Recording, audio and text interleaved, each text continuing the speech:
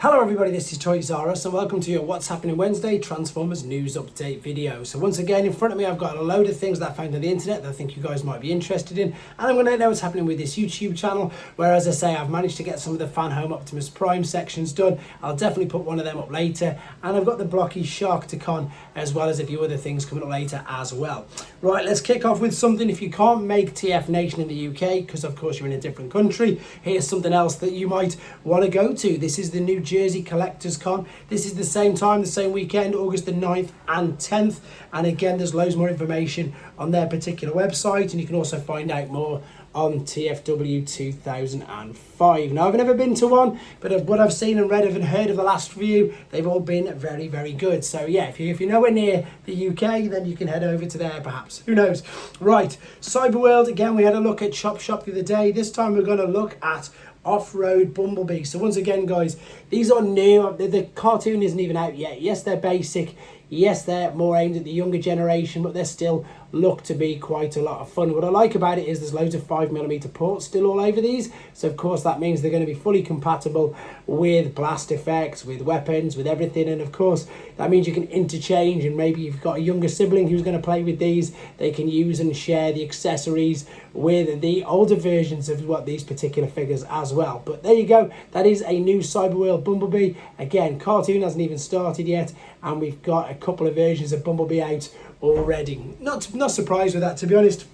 Right, Takara Tomy Synergex Series Macross 7 Transformers Basara Convoy. Now, to be honest, this is something that I suppose is not perplexed but intrigued people like myself and a lot of, I suppose, the fandom since it was announced, because as it says here, it teams up with Macross 7 anime from 1994 and is named Basara Prime, which combines Macross 7 protagonist and singer Basara Neki with Optimus Prime. Now, this first image, or the first teaser, was a couple of days ago. We just had that, but thankfully, because I waited a day or so, we've now got a full update as well. Once again, this is all on TFW 2005. 3 interchangeable faces, robot gear work and Valkyrie mode shown, an extra configuration where you can attach to a trailer for transportation, and the trailer transforms into a concert stand with speakers and stands.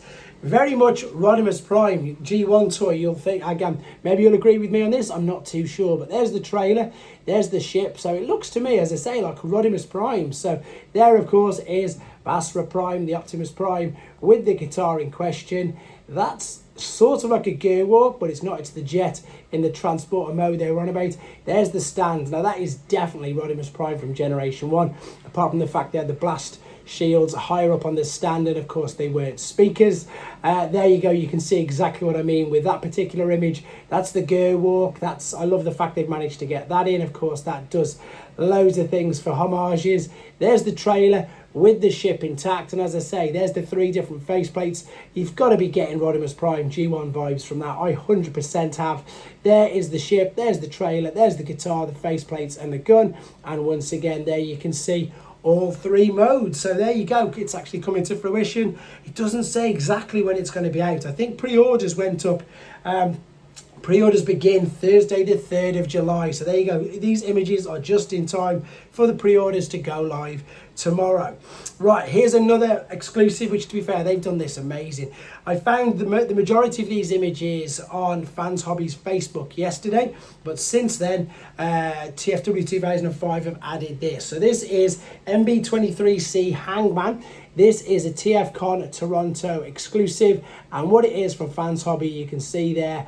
I love the way they do this. So basically they had Buster and Hydra, which are Dreadwing and Darkwing, of course. The molds masterpiece scale, third party, so not official. And what they've done is they made convention exclusives of the Predators from, some people call it G1.5, but it was the very tail end of Generation 1. In Japan they were in the Versus packs, and in Europe they were just normally sold. But these are masterpiece scale, really good uses of the Buster and Hydra molds. The only thing, I suppose, if you're a purist, you can say they weren't Power Masters, which of course they weren't, but because they're using the Power Master molds, they give them their little Power Master partner. So I strongly advise, if you're interested in this, heading to the Facebook page, where you'll get to see all of these without the reflection. That's the 3 of them they've done so far. They just look so cool. To be honest, it is something that I am interested in, but because there's only 600 copies going to be made for a worldwide release, same as with the others, I had to pass these by, because with me being a bit of a completionist, it would have drove me mad knowing that I'd never be able to get them all, to be honest, because I don't think 600 is anywhere near enough for a full worldwide release. So they were the first 2, which you can see. And again, as I say, just to jog your memory, these are the decos of the Predator jets that we had in the UK and of course in Japan, like, you know, Talon, Snare, etc. It looks like they're going to complete them all, to be honest. Very quickly, sticking with third party, Magic Square's Weibo page has got loads more images of their masterpiece Vortex. Doctor Wu has got finally we've got full images of their take on a Devastator. They teased this a few months ago. We've seen all the little images like this, but now we have a complete Devastator, and he's called Super Hercules. Is it Super? No, Cyber Hercules. There we go. I suppose they can't call him Hercules because there's another company that's made a Devastator called Hercules as well. And In Demand Toys have got a massive sale on again. If you're missing any of your Super 7 Ultimates, please check that out. And the rest of the stuff I've just shown you, funnily enough, is on Show Z. There you can see your Devastator parts. There you can see your KO Studio Series 86 Primes. Your Aldi figures are all there. Your DNA upgrade kits. There's the rest of your Doctor Wu figures. There's the stunning YOLO Park Soundwave figure. There's your Missing Link Sunstreaker. There's your Fans Toys Constructicons. There's your New Age Hoist. There's so much on here, guys. As I say, there's Masterpiece, Movie Masterpiece, MPG, Missing Links, Blockies, 3-0, YOLO Park, to name but a few of the official stuff, and a whole host of third party as well. Thanks for watching, guys. Take care.